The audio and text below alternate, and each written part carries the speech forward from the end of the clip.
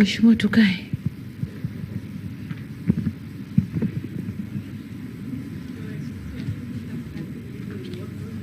First. Okay.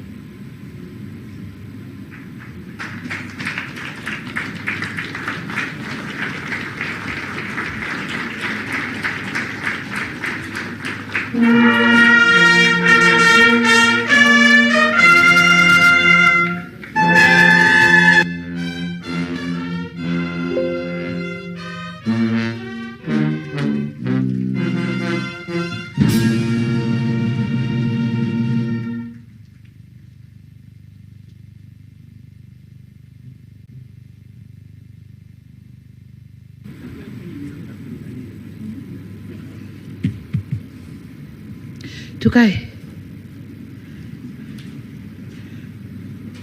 Waheshimiwa, kwa sababu hakuna translation, tazungumza lugha ambayo wenzetu wanatuelewa.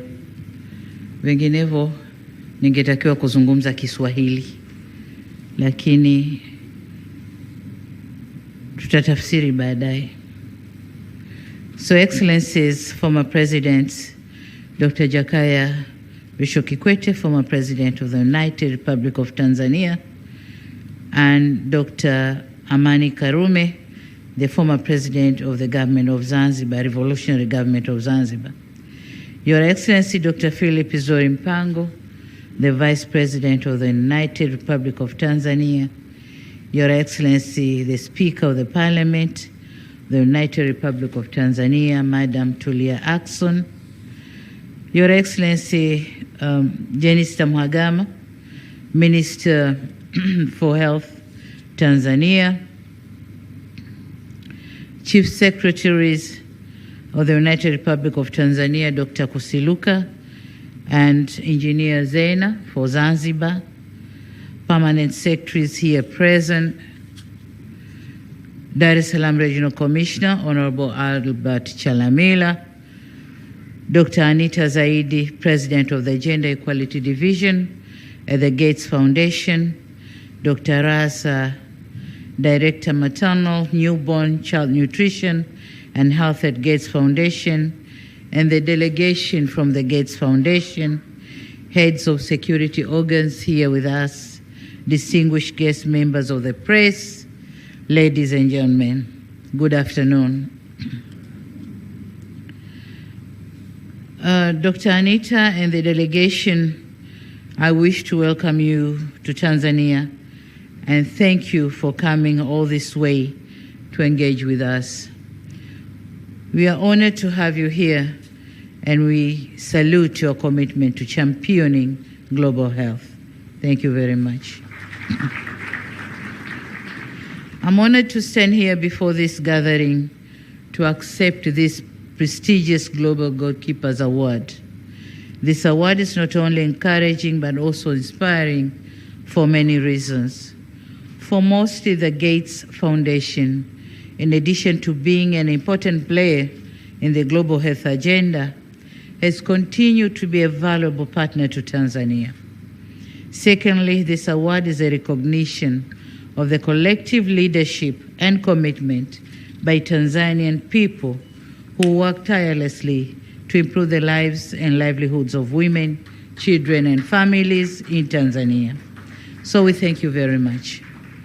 Ladies and gentlemen, reducing maternal, newborn, child, and adolescent mortality and improving nutrition has been at the core of our national development agenda. As a head of state who also happens to be a mother, investment in maternal health is something that is very dear to me. This is why upon assuming this high office, I pledge that in addition to investing in health facilities and staff, we would prioritize maternal and child health. Since 2021, we have undertaken various measures to improve reproductive, maternal, newborn, child, and adolescent health, as well as nutrition. It is encouraging to note that due to various strategic interventions, maternal mortality ratio has declined, as it has been said here, but also under 5 mortality has declined as well, from 67 to 43% per 1,000, 63 to 43 per 1,000 births.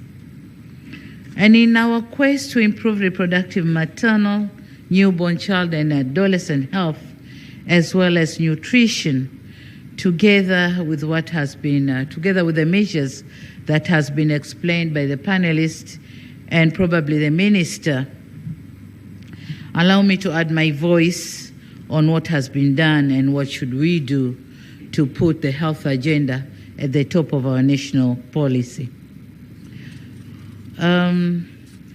Firstly, we have increased the number of registered medical specialists, obstetrics and gynecologists from 69 in 2020 to 338 in 2024. Secondly, we have been offering free maternal and under 5 health services. We have also strengthened the referral systems by producing 727 ambulances in 9 years from 2015 to 2024, thereby enhancing access to emergency obstetric care by bridging the gap between rural communities and health facilities, and ensuring timely intervention of the life-threatening cases. To complement the referral system, we have introduced the Mama emergency obstetric and newborn care referral services. Furthermore, we have, and this is done together with the Vodacom Foundation. Furthermore, we have increased the number of ultrasound oral sonographic machines from 345 in 2020 to 970 in 2024. But for the hard-to-reach areas, the government has taken massive construction of the rural roads to ease in the trips to and from the health centers. Fourthly, we have leveraged on advancement of ICT to conduct countrywide maternal and perinatal death reviews virtually, and the result of which is the realization that competence in managing some of the obstetric complication is a challenge in about 80% of the maternal deaths. And this has guided our efforts to intensify capacity building through mentorship to the healthcare providers. Fifth, the rolled out multi-sectoral strategies, including the use of technology in nutrition assessment by procuring cobas machines. These machines have strengthened the capacity of our national laboratory to conduct a nutrition-related analysis, such as the use of biological samples to assess nutritional status. By using local expertise, we designed a modern local salt mixing machine that ensured adequate iodine levels. Collectively, these various interventions have increased the rate of wasting among children under the age of 5 from 4.5% in 2015 to 3% in 2022. Stunting among children under 5 has declined from 42 in 2015 to 30% and underweight has decreased from 16% to 12% over the same period. Here, we haven't done much good, but then it's a progress, and the journey continues. We are continuing to take required measures to continue reducing the underweight, the stunting, and the malnutrition. Fifth, we have been implementing a national accelerated action on investment agenda for adolescent health and well-being, focused on addressing teenage pregnancies and gender equality, empowering girls with education and life skills. These efforts provided tools needed for girls to make the right and informed choices and lead healthier lives. As a result, teenage pregnancy has decreased from 27% to 22%. Sixth, deployment of community health workers who have been instrumental by providing access to essential healthcare services at the grassroots level. The community health workers have served as a vital link between health facilities and communities, delivering critical health education and promoting immunization and nutrition programs. They also have contributed to the increase of awareness and addressing barriers such as traditional or cultural practices. Their role in preventive care, coupled with early detection and referrals, has not only reduced preventable deaths, but also strengthened community trust in health care system. Ladies and gentlemen, this progress has not been achieved in isolation. It is the result of collective actions. The unwavering dedication of our health workers, the partnership of civil society organizations like the Jakaya Kikwete Foundation and others, and the support of global allies like the Gates Foundation and others. However, much as we celebrate these achievements, we recognize that the journey is far from over. We still have work to do to further improve these metrics and improve health services. Additionally, other challenges such as climate change, regional outbreaks, and economic inequality remind us that our work must continue with renewed vigor. You may wish to note that this year we are finalizing implementation of our national development vision that covered the 25 years period from the year 2025 up to this, from the year 2000 up to this year 2025. And in it, we had set to increase health and well-being of Tanzanians and to raise the life expectancy. I'm happy to note that since then, life expectancy rose from 51.5 years to 66 years in 2022. Over the next 25 years, we aim to further invest in health and increasing accessibility so as to raise the life expectancy at least up to 75 years. In this regard, we call for continued engagement with the Gates Foundation as we work to meet our health goals for our people. Ladies and gentlemen, it is my ambition to realize continued investment in specialized health facilities and services. One area where we see continued partnership is training and capacity building to ensure we address the shortage of qualified staff and specialized manpower. Tanzania's story is a testament to what is possible when we place health, nutrition, and equality at the forefront of our priorities. As a global community, we share responsibility to ensure that no woman, child, or adolescent is left behind. To my fellow leaders and policymakers in this room today, let this award inspire us to push the boundaries of what is achievable. Let us commit in investing in systems that uphold the dignity of every individual, ensuring that progress is sustainable and inclusive. Ladies and gentlemen, as I conclude my remarks, let me dedicate this award to all health workers whose compassion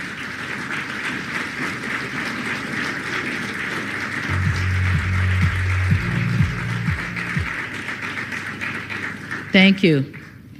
To all health workers whose compassion, skills, and resilience made our efforts meaningful. Together, we continue to champion the global goals and ensuring that health remain a universal right. Thank you very much for your kind attention.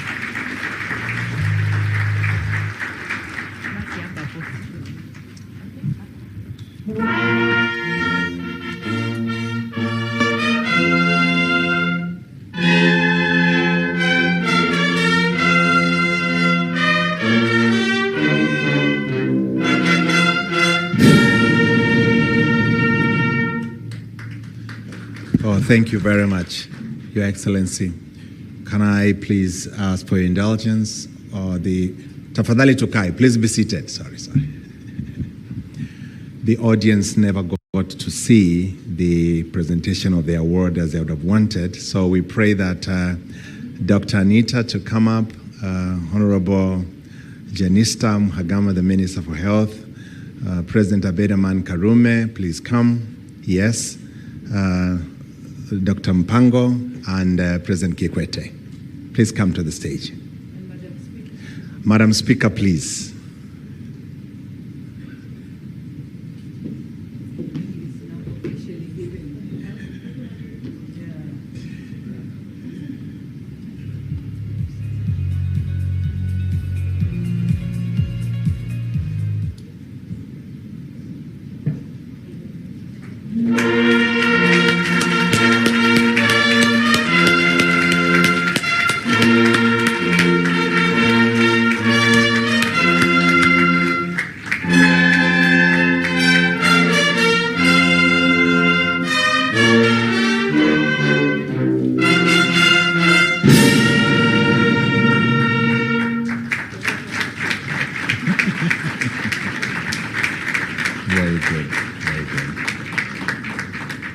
Thank you so much. You may go back to your seats.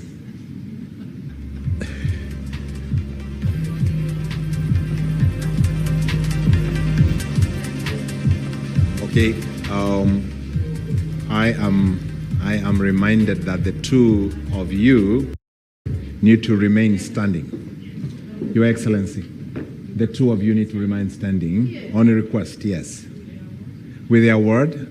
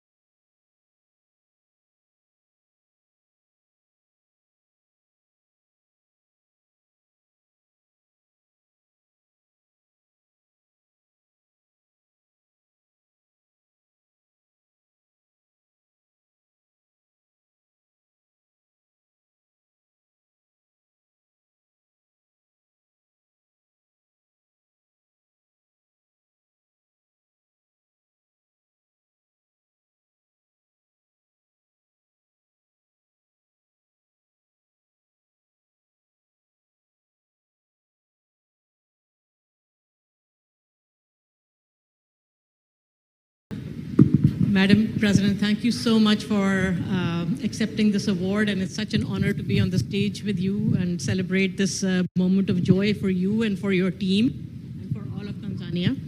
I thought we would just have a brief conversation about your personal commitment to maternal and child health. How did that come about, and under your leadership, why have you chosen this to be such a big cause for you? Thank you, Anita, for that question. You know, as a woman and a mother, I've gone through what other women are going through, giving birth to boys and girls. And I've seen what is happening in our labor wards, and I've seen how women die during that noble cause of giving lives to the world. So I decided and dedicated myself to heavily invest in health sector with intention or with emphasis on health of mothers and children. So that's how it comes about, yeah. Wonderful. And although such remarkable progress has been made in maternal health, we heard also from you yourself that you would like to see more progress on newborns, because that has been a persistent challenge with about 3% newborns dying in their first month of life. So how do you plan to tackle this challenge over the next, until the SDG 2030 goal timeline? Okay. Yeah, I've gone through the scientific researches on health, and they are suggesting that most of the newborn and maternal deaths is due to due to malnutrition. And this is an area which we as Tanzania has to keep close eye on. And we have started taking various actions, like fortification, iodization, providing folic acids in clinics, but also I've entered into contract with the regional commissioners to make sure they are reducing the rate of malnutrition in their areas. And that has helped, because that is one of the KPIs for them. So they are working well, and as you can see, the rate is decreasing, not in a very good pace, but we are in the process. It's going to increase. And that's one of my priority areas. So. Wonderful. Thank you so much. Thank you so much, Madam President, for sharing your knowledge and your insights and your passion with our audience today, and your commitment to keep working on this cause. We really appreciate it. Thank you so much. Thank you, Anita, and we appreciate and we are very grateful with Gates Foundation's support, unwavering support rather, to Tanzania. Thank you very much.